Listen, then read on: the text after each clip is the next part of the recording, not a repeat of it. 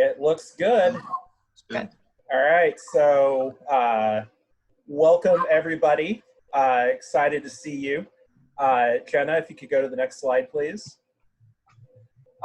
Thank you for joining us for the high school camp preview. I also want to extend my appreciation and for folks agreeing to push the preview back a week. As you folks know, this has been quite the year, and we're not halfway through it yet. And it's been a very challenging time for folks all over the country, but particularly for folks here in the Twin Cities. So I really do appreciate the fact that you folks are willing to wait a week and join us today. So today you're going to be working with 3 of the staff members that we have for camp. First is me. I know or have met a lot of you. My name is David Cram-Hillick. I'm the director of the Minnesota Debate and Advocacy Workshop. I'm also a member of the Minnesota Urban Debate League's board. And my full-time job is I'm the director of forensics at the University of Minnesota here in Minneapolis. I am also going to be one of the lab leaders at camp. My name is Jake Swede, and I am the program director of the Minnesota Urban Debate League. Most of you have either seen me or met me through Urban Debate League functions, practices, tournaments, things like that. So hopefully you've seen me around. If you haven't seen me around, happy to get to know you today. And my name is Jenna Randerson. I'm the program associate at the Minnesota Urban Debate League. Recognize some of you, not all of you though. Glad to have you here today. And I will also be working with you all at camp. All right. Next slide, please. Next slide.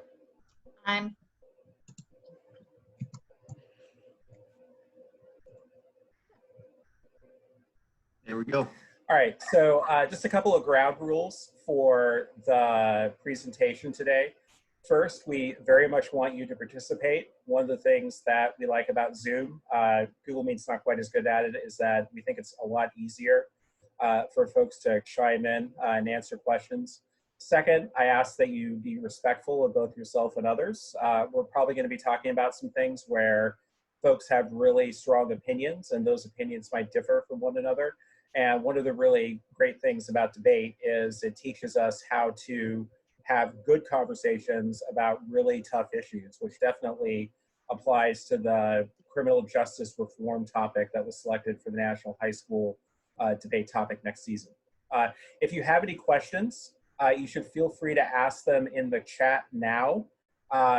Jake and Jenna will be answering them. And we will also have time for questions at the end. And our plan is to be wrapped up by 3:30 Central Time. We want to be respectful of folks' time. If you're up here in the Northland, this is about the nicest day outside we've had this year. And so we want to make sure that folks have an opportunity to take advantage of it. Next slide, please. So we're using Zoom. You folks have obviously mastered the ability to log in via Zoom. Please make sure that your Zoom is full screen. And if you want to open up the chat box, which should be in the toolbar in the middle of your screen, you can go ahead and click on that. And if you want to, you can introduce yourself. I would also like everybody to find the participants box, which should be right next to your chat, the chat icon, depending on your configuration. And I want you to use one of the responses right now. So click on yes, no, go slower, go faster. You'll notice that there are 3 dots that say more. You can go ahead and click on one of those. So you can applaud, you can do thumbs up, you can do thumbs down, etc. So let's get everybody to go ahead and click on that. I'm going to put go slower, because I hear that a lot from folks. I'm going to put go faster because this is debate. This is debate, okay? All right. Now that everybody's done that, I want you to make sure that your video is on. If anybody who's not, and I think we can see everybody, but if not, go ahead and make a shape with your hands to make sure that everybody can see you, because that's going to be important when we do the breakout session a little bit later, to make sure that folks are able to see and communicate with one another. And if you're not able to for some reason, it's totally fine. We'll assume that if your video is off, that there's a good reason for it. All right, next slide, please.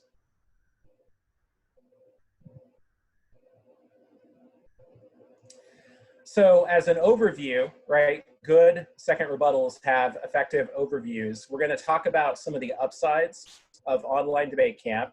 We're going to introduce a couple of the learning tools that we're going to be using during online debate camp. We're going to discuss a little bit about how the camp schedule and what a typical camp day is going to look like. And then we're going to break out into two groups to discuss the topic. And we're going to break this up by whether or not students are more interested in doing some brainstorming about different arguments that they think might be worth researching or running on the topic. And if that's something that you want to do, please click on the raise hand sign. If you're interested in having a more personal discussion about reflections on criminal justice reforms, I know that's an issue that's on a lot of people's minds. I know it's certainly on mine.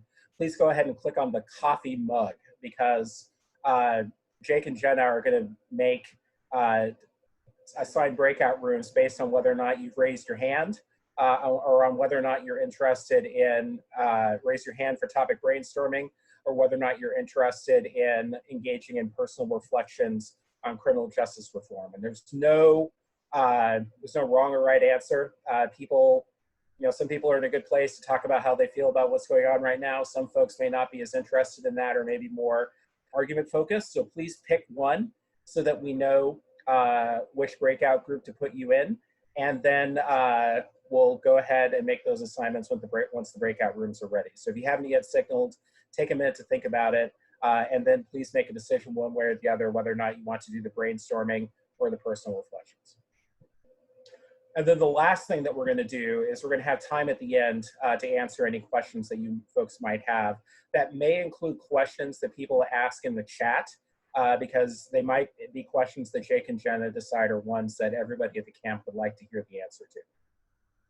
Next slide, please. So you've gotten the emails. You've probably heard this from most of the other activities that you're going to be doing this summer. Debate camp's going to be online. And we are really excited about it because it allows us to do a lot of things that are harder to do in face-to-face debate camp. I'll be honest with you, I've been doing debate camp and other types of camps for a really long time. And back in March, early March, when the camp staff started to realize that the possibility of us being able to do a face-to-face camp was pretty small, diminishingly small, there were some things that we thought were going to be pretty tough for us to replicate in an online camp environment. And those two most important things are the opportunity for staff and students to chat informally about debate. I know when I was at debate camp, some of the most valuable things I learned were just kind of sitting around after lab or over lunch with one of my lab leaders and just peppering them with questions. And another thing that I think that is harder to do in an online debate camp is this the social time that folks have before or after lab, or the evenings, whether it's playing games or just talking, or any of the other things, hanging out, any of the other things that folks like to do. And I want to assure you that we are working really hard to develop strategies so that we can make these types of interactions where you can informally work with your lab leaders and you can talk to other people and just kind of hang out with folks at camp.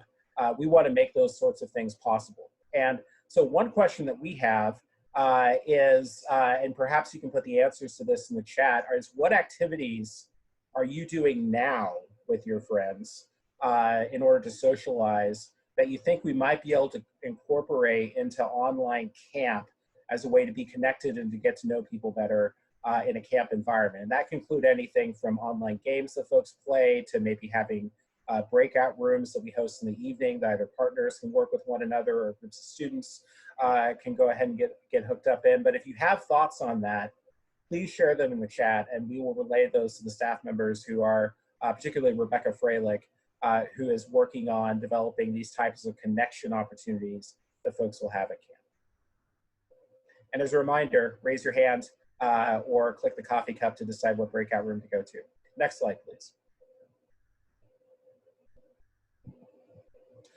So as we were designing online debate camp, as I said, we began meeting in early March, and we came to the conclusion that despite some of the downsides, there are actually a lot of benefits to hosting camp online. And I am confident that future debate camps, once you know, we either have therapeutic measures for COVID or a vaccine in place, are going to incorporate some of these collaborative online learning tools even into face-to-face debate camps, because there's some things that you can do online that are just better than you can do in a face-to-face environment. And that includes the ability to record ourselves and review those recordings, the capacity to more easily engage in real-time file collaboration, the ability to go back and review materials, the ability to work at your own pace, the ability to design a curriculum that allows a lot more student choice, where you can kind of decide what it is that you want to work on, as opposed to being tied to what your lab,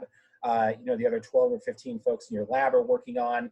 The ability to incorporate more volunteers as lecturers and judges, because we don't really face the same types of geographic constraints, or even in some cases the time constraints you have in a face-to-face camp. And finally, the ability to get experience with online debate competition, because I think that is going to be increasingly important in the fall. Next slide, please. So one big upside is the ability to record speeches. We're going to be using Zoom, assuming we're able to make that work for everybody. And online camp using Zoom makes it a lot easier for us to both record your speeches and entire debates, and for students to record their own speeches. And what those recordings are going to allow you to do is you're going to be able to go back maybe right after the debate is over, and you can review your performance. You can see, well, here's what was good and bad about that 2AC. Here's where I made this mistake in the 2NC. Here's something I could have done differently in the 2NR. Maybe I could have answered this cross-X question differently. That'll allow you to identify strengths and weaknesses to your own performance. And then you can review the video either with your teammates or with a coach or with a lab leader, and figure out ways that you can identify what your strengths are and maximize those in your future speeches. And also come up with strategies to address any problems that you might have in your speech. Figure out how to save 30 seconds so that you can make more answers on the disadvantage, etc. The other thing that recording capacity allows you to do is you can then re-give those speeches and then compare those redone, or what we like to call redos, to your original speech, so you can see where you've actually made progress in your performance. And when I'm working with my college students, I coach policy debate at the college level. That's where most of my coaching work is. We use a lot of recorded video. We record almost all of our debates, and the students think it is really valuable in developing their capacity to improve their debating. So, question for you folks is, have any of you ever watched a recording of yourself debating, and what have you learned from it? And if someone, anybody? You can go ahead and put that in the chat too. Next slide, please. So these are some of the tools that we're going to be using. We're using a slideshow because moving back and forth between the tools with folks who may or may not be familiar with Zoom can be kind of difficult. But we're going to be using blogs, which will allow us to track questions and answers. So if you come up with something that you want your lab leader to answer at 11:30 at night, you can just go ahead and post the question, because your lab leaders are not going to be up at 11:30 at night. You can go ahead and post it in the blog, and then any or all of the lab leaders can come back and answer it. We may use some Hangouts. We'll certainly show you how to use it, because it makes it easier for partners to communicate with one another during a debate if you're doing it on Zoom. We're going to be using VoiceThread, which is a tool that we use to annotate and use a whole bunch of different features that you can use to make lectures more interesting. And then obviously we're going to be using Zoom as it is we're using now. We're going to demonstrate some of the functionalities that Zoom offers us in a couple of minutes. Next, please. So, second big upside of online debate camp is it increases our ability to collaborate with one another. And those of you who've been to debate camp before, maybe have been doing debate for a couple of years, have probably noticed that teams and camps are moving more and more towards collaborative file work. So the actual cutting of cards and writing blocks where more than one person is working in a file at the same time. And the same thing with research. And online instruction is going to push us, because we have to maximize this potential. And so that means during online debate camp, you're going to be working with your own peers, with other students, your partner, or other folks in your research and lab groups on working on writing files together.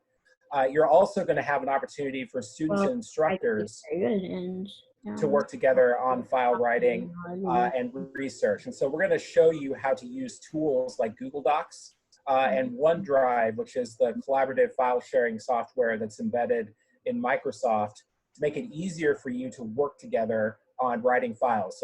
So you can work with other 2As or 2Ns on your team on writing your 2NC blocks or your 2AC blocks, or collaborate with a group of 4 or 5 folks that are working on the new critique or counterplan or affirmative that your team is working on. We're also going to be using tools like VoiceAnt, which is, or VideoAnt, excuse me, which is a way that we can annotate video to actually provide commentary for you as you're speaking. VoiceThread, which I talked about earlier. And we're probably going to show you how to use Kaltura, where you can edit and annotate your own work, which actually, there's a lot of potential that we can derive, or that a lot of potential in the tools that we're using for online debate camp, both to improve debate instruction and to make it easier for us to collaborate with one another, not only at debate camp, but during the rest of the season. Next slide, please. A third big upside is it's going to be a lot easier for students to go back and review materials that are presented at the camp. We're going to be using an LMS, or learning management software system, that's called Moodle, M-O-O-D-L-E, that's used at a lot of colleges and universities throughout the United States. And what Moodle does is allows us to record all of our lectures. Some of the lectures are going to be delivered live, some of them are going to be recorded in advance. But even the live lectures we can record and leave up on the Moodle. And a lot of the modules, which you can kind of think of as classes or mini classes, are going to include things like pre-recorded guides, overviews, and then other content that's just going to be static. It's going to be there throughout the entire Debate Institute, and you're going to have access to it throughout the entire season.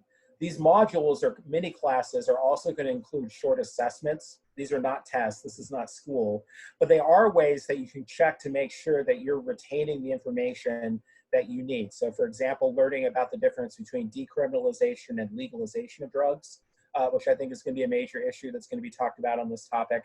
And then you're also, and this is most important, you're going to be able to go back and review these previous lectures and modules to fill in your notes, to double check your memory. You're trying to remember what postal means in terms of answering a critique, and you forgot what the L is, and so you need to go back and take a look at it. And it'll also allow you to revisit lectures and other content that's kind of complicated that you would benefit from taking an additional review of. And I can't emphasize enough how valuable it is for people to just be able to go back and rewatch or re-listen to lectures or reread some of these materials. And that's something that is made much, much easier by having Debate Camp online. Third slide, next slide, please. So this is what the Moodle site looks like. We'll be inviting folks to it probably within about a week of the start of camp. This is some of the information that we've put up already. So you can see there's a section for camp logistics, camp online how-to, which is going to contain things like Zoom tutorials, and then a bunch of different areas that are related to different things that we're going to be learning as we're engaging with this year's criminal justice reform topic. Next slide, please.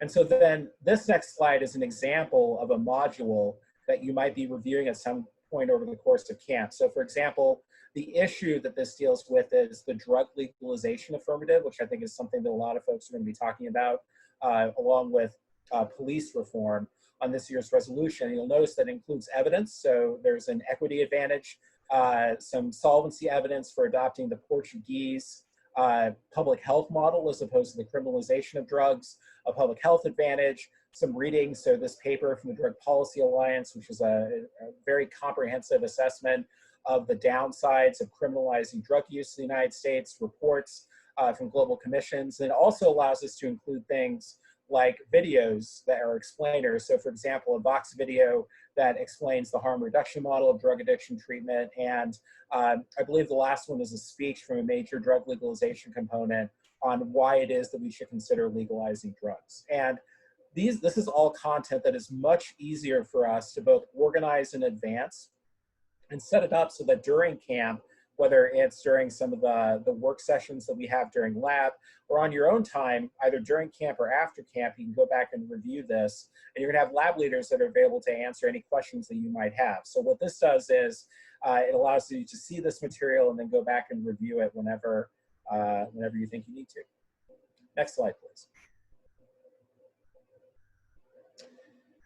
Along with being able to review material, is online debate camp is going to make it much easier for students to work at your own pace. So instead of everyone in a lab working on the same assignment together all the time, what the Moodle modules that I just showed you allow us to do is to give you the opportunity to work through all this material at your own pace. You can do it during scheduled camp time. You can do it in the evenings.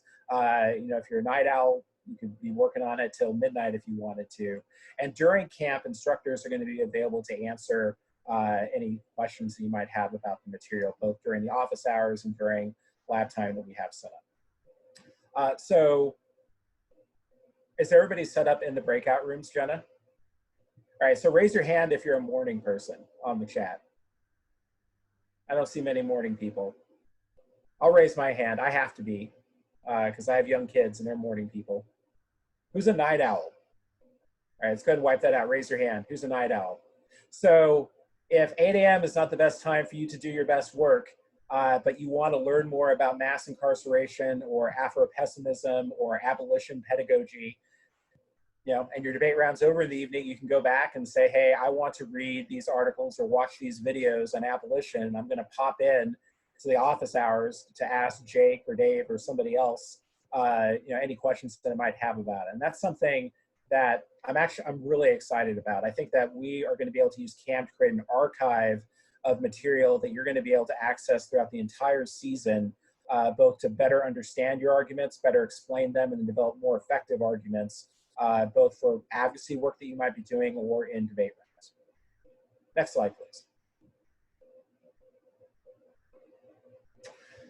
Fifth upside, you're going to have a lot more choice in what it is that you do at debate camp. You're going to have what is described on the slide as more flexibility in selecting your own curriculum, which means in a lot of ways camp is going to be a choose your own adventure process. So we're going to have core modules that we're going to ask everybody to cover. So dealing with major aspects on the topic, like an overview of police reform initiatives or sentencing reform, or forensics reform. But we're also going to be able to take the next 3 weeks between now and the beginning of camp to create electives that you folks are going to be able to choose to work on that will deal with either different types of debate arguments or topic criminal justice reform specific arguments that you want to learn more about. And we're going to survey folks, the students enrolled, about what electives they want available during camp very early next week. We're going to be sending out a survey about that, just so we know what it is that you want to learn from debate camp, and what our ability to record and include all this information and then deliver it to you via Moodle to you allows us to do is to take essentially prep time before camp starts and put learning materials together for you so that you can get out of camp what it is that you want. And so if you have ideas now about what you would like for electives, things that you want us to definitely cover at camp, and that could be an affirmative case, it could be some set of philosophical principles, it could be some cheat or counter plan that you're really interested in, a DA, although disadvantages on this topic are not particularly good. Just go ahead and put it in the chat, and you'll also have an opportunity to weigh in on that once we survey folks. Next slide, please. Sixth upside, the fact that we're going to be delivering everything via an LMS makes it, and Zoom, means that it's going to be a lot easier for us to bring in outside content experts and other debate experts to do volunteer or short lectures on both things related to the criminal justice topic and important debate concepts. And we've already lined up quite a few folks who are going to either record lectures for us or sit in on evening Q&A sessions to provide their expertise on everything from counterplan theory to criminal justice reform as it relates to immigrants to police reform.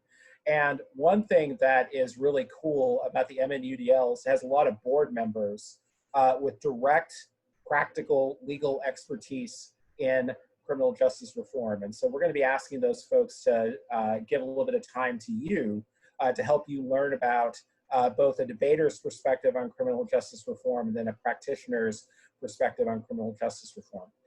The other thing the online camp allows us to do is folks who volunteer to judge practice debates or tournament debates no longer have to be here in the Twin Cities, or they don't have to drive into campus. You can judge debates from anywhere. And so we are very confident that alums and friends and colleagues of ours are going to take the opportunity to judge some of your debates, which is going to give you the opportunity to hear lots and lots of different perspectives on how it is that you can improve as a debater. Next slide, please. Finally, and this is a good news and bad news perspective. It's good practice for the season. We are hopeful that we're going to see treatments and a vaccine that's going to make it possible for us to gather in large groups again soon. Although I think it is pretty likely that debate preparation and competition this fall is going to be affected by COVID mitigation measures. And we have no idea what those are going to look like. Universities and school districts, for the most part, have yet to make decisions about what those sorts of things are going to look like. But I'm confident that there are going to be limits on how many people can meet together.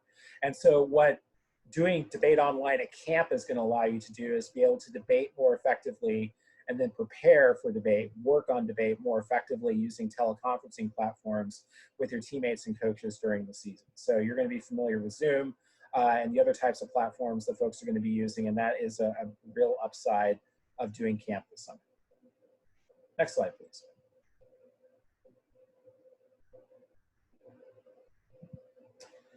So a typical camp day is going to look different online than it would in a face-to-face environment. And there are two big reasons for that. One is that we're going to have people at camp that are living in different time zones. Some folks on the East Coast, some folks in the Central time zone, et cetera. And so we have to be able to accommodate for that. The second reason it's going to look different is something that folks are increasingly describing as Zoom gloom.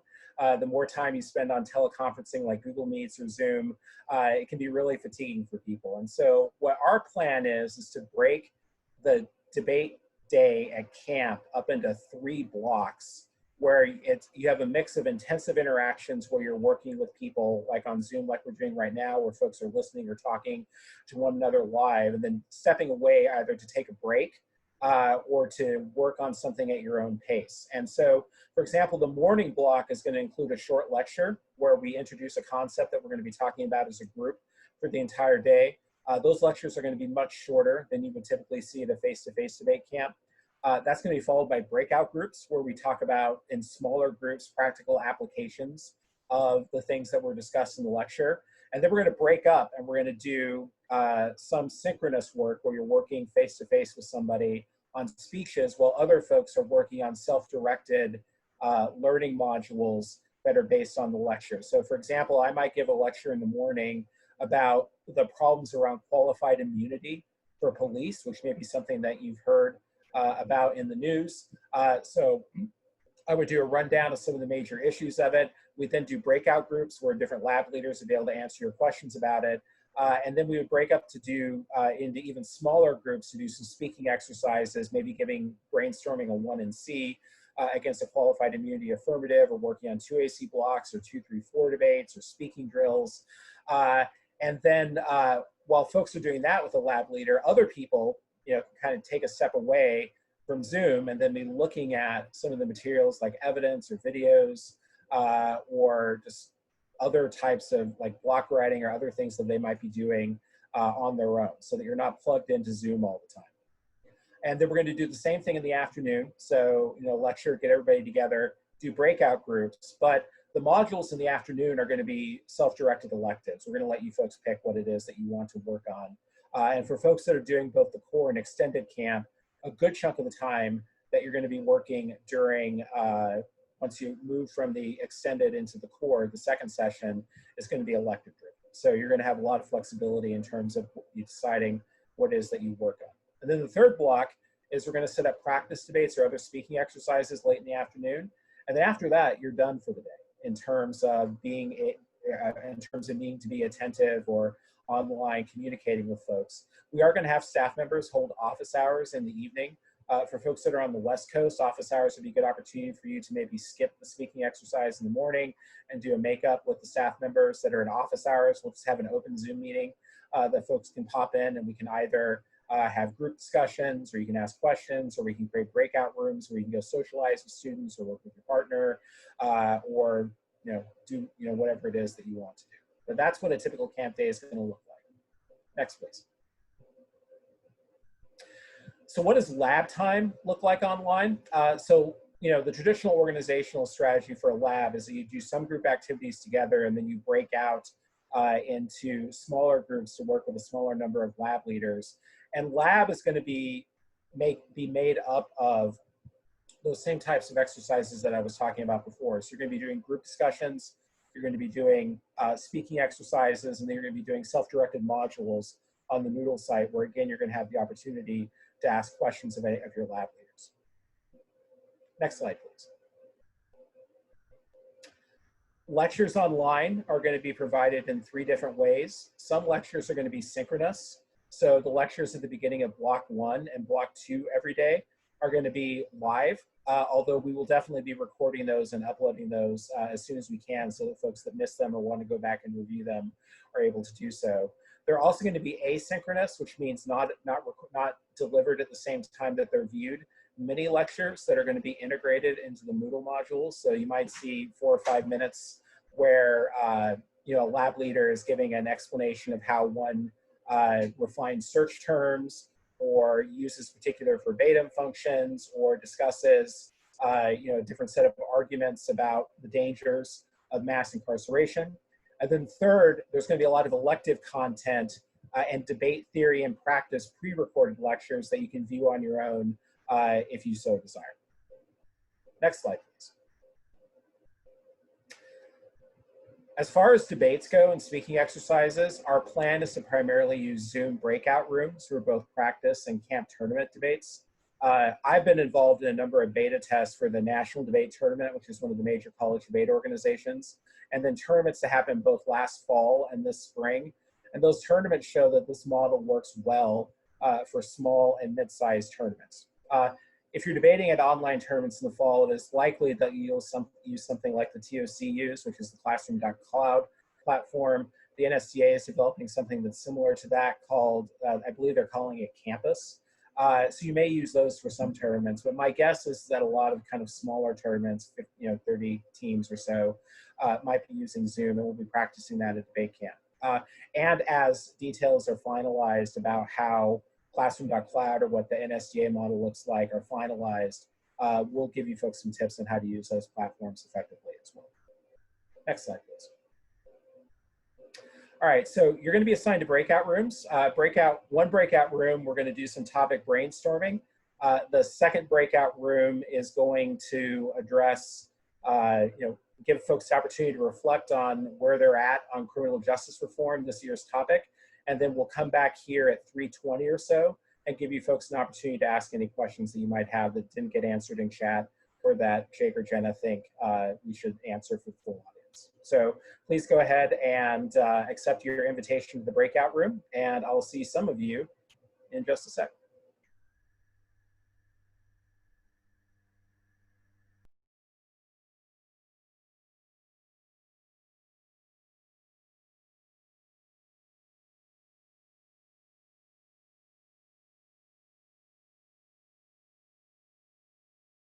Fazan, did you get your invitation to your room? Are you there? Okay, I'll just leave a message in the chat in case you're not there.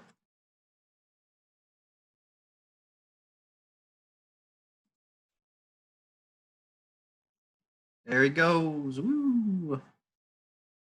Hello, everyone. Hey, everybody. How's it going?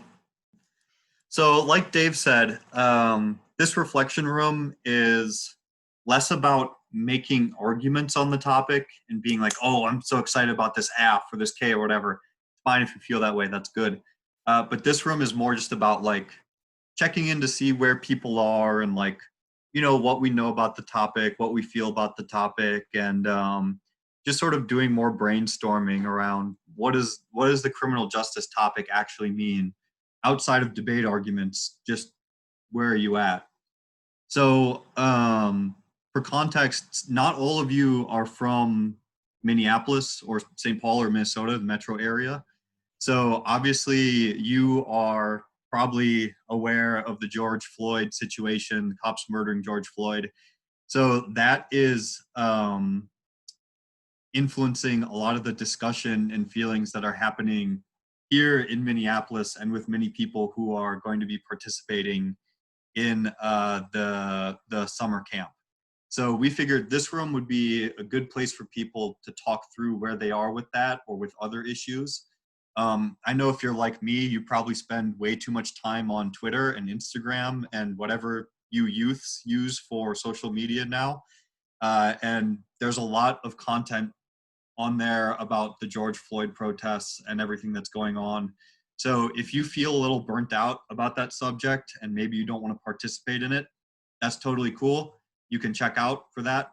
Otherwise, if you want to talk about any of the other things around criminal justice, that's totally cool too.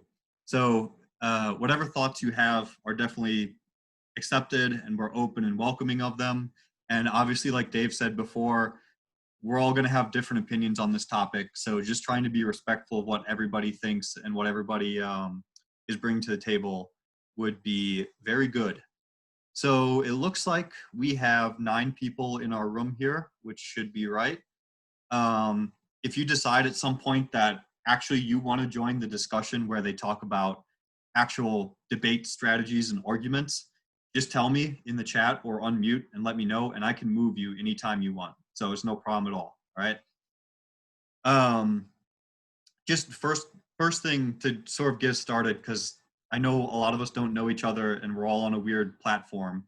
I just want to know over the last week and a half, sort of what you have learned about criminal justice. If there's any new ideas that have come to you or that you've seen, or a new perspective that you found as a result of just sort of being online and watching stuff in the last week or so, week and a half. Well, I think I learned that people really are starting to care about it a lot more, and realizing that this is something that we all need to be involved in. And that I think that there is going to be a big change in like policing and how we decide who is fit to be a cop and all of that. So, yeah. Definitely. Hey, you don't have to raise your hand or anything. If you want to talk, just pop off. Unmute and pop off. Hi, I'm Graham. I'm pretty new Graham, to can you debate, speak up a but- little bit? It's hard to hear you. Oh, sorry. There you go. Hi, I'm Graham. I'm pretty new to debate, but yeah, no, similar to what the person before me was saying, I'm just really like happy to see like people like standing up, protesting, fighting for their rights, just like across the country and across the world. It's been really heartening to see that like people actually caring about a subject that like is affecting so many people. Yeah. Yeah, for sure. Anyone else? End up for camp. I know you know stuff. No, okay. I guess like I think it's great that everyone's like joining together and doing this stuff, but I'm kind of sad to see that it's so situational that it wasn't like change wasn't being affected until something bad happened. And so like it's great to see, but also like since it's only situational, I feel like it's kind of reflective of like a kind of suppressed problem. For sure. For sure. Yeah. I also think like it's interesting like how many times like has that happened before, but it hasn't been on video, so people don't even like know about it happening. But hopefully now that people like realize it, it becomes like a bigger thing and we can like solve something. I don't know. I think it's scary to see how controversial ending these racist and systemic oppressive systems is. Like, so many people are so against ending these terrible systems, and it's confusing as a society. I've been sort of examining my place as a white person and what needs to happen next. And it's also been very interesting interacting with and discussing this with a lot of the other white people that sort of surround me in my life. And for a lot of them, this is like a very new thing. And for many, even when we're aware, sort of coming to grips with what it means not just to be against it, but to be anti-racist has also been a big part of that over the past week and change. For sure. I feel like a lot of people I've seen online, they've sort of been on the fence about, police brutality. Like they know it exists or something, but they don't know how much or how it happens. And they've never thought of things like abolishing the police before. And now that's just something, at least in Minneapolis, that's something that even the city council is considering. And it's like everywhere now. Whereas I think it used to be thought of as sort of like a niche thing that maybe like K debaters would talk about or whatever, or like very small, but now it's like actually at the city council, maybe will happen in some form, who knows? So it's weird to see how much things can change in just, 2 weeks. Yeah, it's definitely clear that narratives, like a narrative is necessary to like inspire these kinds of revolutions, like these revolutionary thoughts and ideas. The fact that they're only appearing now means that like, oh, this is like a really strong story that people are resonating with, right? And of course, it's terrible what happened, and it sucks that that's the only way that people are like being motivated to do something like this, right? Yeah. So yeah, that just it's bittersweet for sure. Yeah. Yeah. To me, it's really interesting to see the different media portrayals of what's actually going on. I have a lot of friends from like out of state and out of country who are talking about how only the protesters are causing damage, but like these protests are 2 or 3 blocks away from me, and like they're really peaceful until the cops come and incite violence. So I think, speaking on narrative, it's just they're not giving you the full story of what's really going on. Also, I've heard about like other like people like that aren't even with the protest just coming in and like looting, like breaking things or whatever. Like they're just using it as an opportunity for themselves, which isn't like good at all. So it's not like necessarily like that the protests aren't peaceful. It's like sometimes other people are coming in and taking advantage of people's anger. Like there are a lot of white supremacy groups down here as well that are inciting a lot of the violence.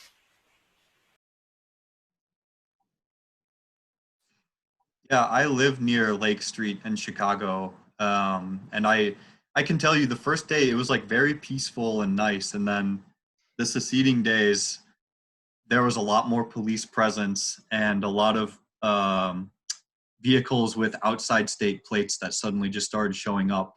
And what I was experienced when I lived there, which is not speaking for everybody, but when I experienced living there, is definitely not what I saw like my more rural family members posting online about like, oh, the protesters are everywhere blowing everything up. It's like, I was there, I don't think that happened. So it's just very weird to see how it's differently portrayed in different forms of media, like Emily said. Yeah, I'm in New York, and there's a lot going on here. And when I go to the protests, like it's very peaceful, and then when it isn't, that's almost always traced back to, at least here, to the NYPD, and then the NYPD will go and they'll blame outside instigators, or they'll just blame the peaceful protesters themselves, or make up some other lies. And at least here, we've seen no evidence that there are anyone from outside, or there are. So there's that also. Definitely a lot of frustration with how people are being portrayed in the media. Like, because I live in like the Powderhorn neighborhood, like 2 blocks down from Lake Street, and it, like everyone has been saying, like it's always been peaceful until like the other people that come to take advantage of like the movement and use it as an excuse to be destructive or try to blame it on like the protesters and try to like demean the movement. And the people that stick around afterwards just to keep causing trouble because of, like the POCs that live in my neighborhood.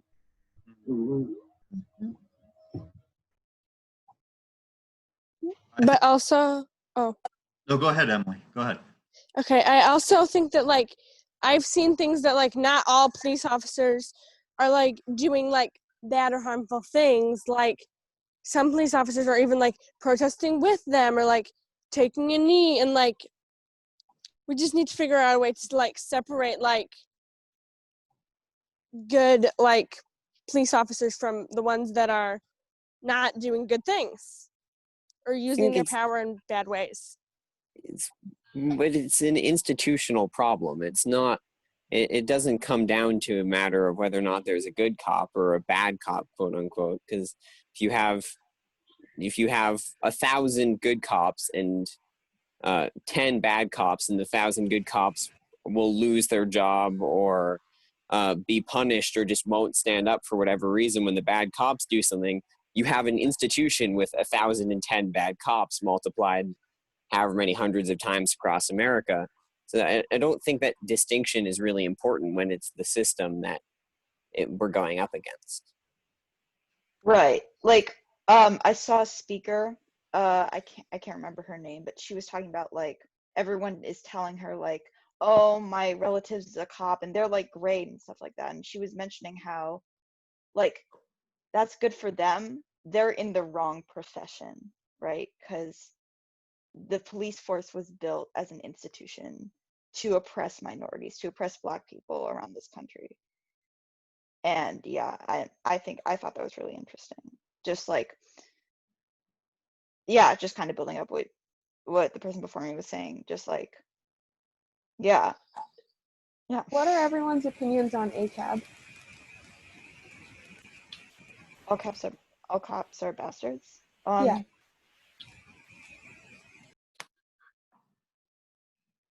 You can feel your opinion if you want. If you don't want to, that's also okay. Here's what I'll say, and it's sort of the same thing I said before, which is there's a lot of people who are getting mad at that, which there's some merit to, but I also think is missing the point a little. Because again, it's not, for example, the example that I like to use is when someone talks about white people in this country. That is an institution of which I am a part of, but I can also remove myself and understand that I'm not directly being accused of owning slaves, but I do contribute to the racist institution in this country. So it's the same thing. Like, not every cop is going out and beating peaceful protesters, but they are contributing to an institution which as a whole is doing that. So there's that delineation between people and institutions has to be made. And ACAB is addressing an institution, not individuals. So like, cool, your uncle, whatever, whoever is a cop and they don't murder innocent Black people in the streets. Sure, but they're contributing to an institution that does. Also, like with that, like only problem like with the abolition, like everyone's talking about like abolition of all cops, especially in Minneapolis and stuff. I think that while yes, the system is broken and it's terrible what's going on, it's like we can't just up and destroy the system now because we'll just get thrown into more chaos at this point. I agree. Like, we need a new solution and we need a new way of like dealing with problems and stuff.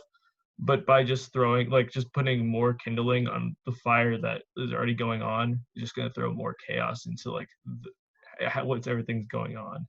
So like, yeah.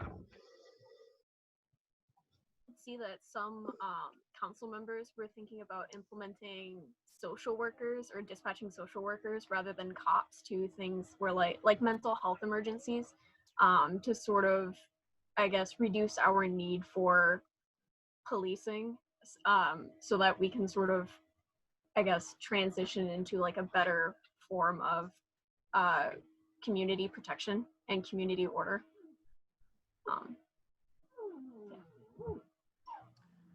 Okay, we're having a good discussion, but it looks like the other group has gone back to the main group, so we should probably join them. If you want to leave the breakout room and go back to do Q&A with Dave and the rest of the folks, feel free to do that. Otherwise, if you want to stay here and continue this discussion, I don't see any problem with staying here and continuing. Again, if you want to leave, go back to the main room, just hit the leave room blue button in the lower right, and then click leave breakout room. Otherwise, feel free to continue on for the next 10 minutes, 5 minutes. We're over. Mm-hmm. Thanks for your thoughts, everyone. Yeah, very helpful. Oh, we're losing people. They're going. Dalvin, Athena, you want to stick around? I guess if everyone else is gone, I shall probably go as well. Okay. All right, I'll see you back there. See you there.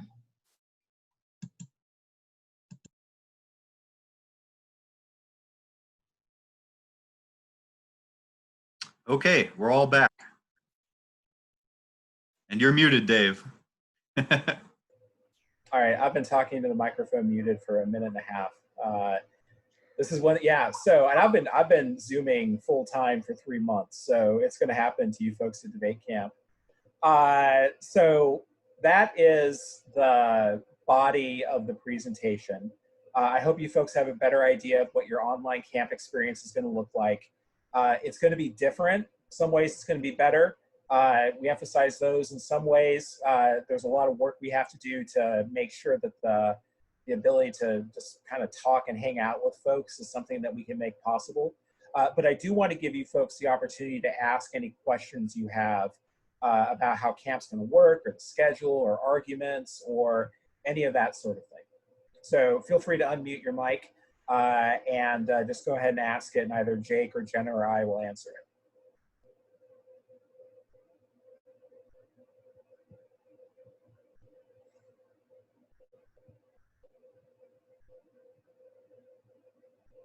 I have a question, Dave, for the people who are in my group. What do you think some of the main affirmatives are going to be this year? What are we going to talk about at camp? We're going to talk about reforming the police. That's something we talked about in my group.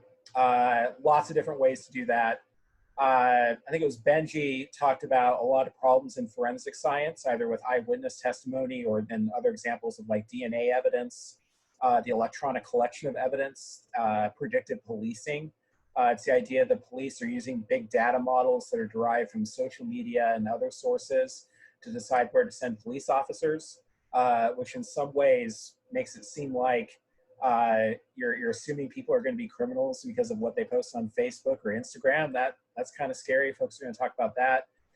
They're going to talk about drug legalization or different ways of addressing drug use that are not focused on incarceration. So I think those are going to be a lot of the big affirmative areas. And then something else I shared with my group is I think a lot of debates and a lot of the research is going to be around the how to fix it and who should fix it question with criminal justice reform, because there is, and you can see it by people marching in the streets, there is a consensus that the system does not work.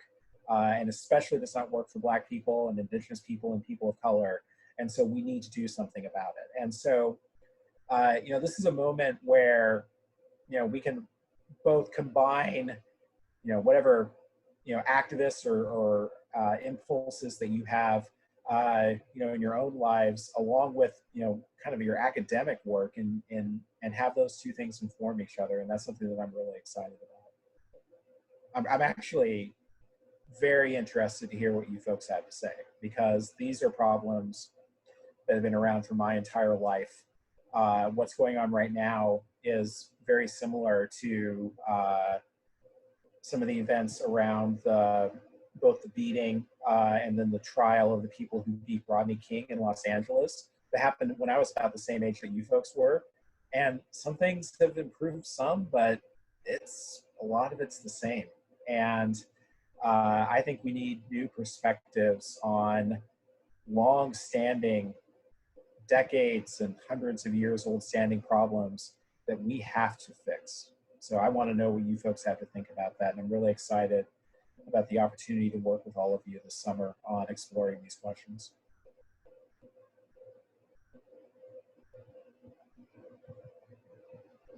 Any other questions? All right, so our contact information is up on the MNUDL website. So you should feel free to email any of the three of us or any of the other members of camp. You should be looking for a survey that's going to cover both electives, so things that you want us to prepare in advance for you to work on. Plus, we're going to ask you about what types of tech access that you have, because we want to make sure that everybody's able to fully participate in camp. And us having a couple of weeks will give us some time to figure it out.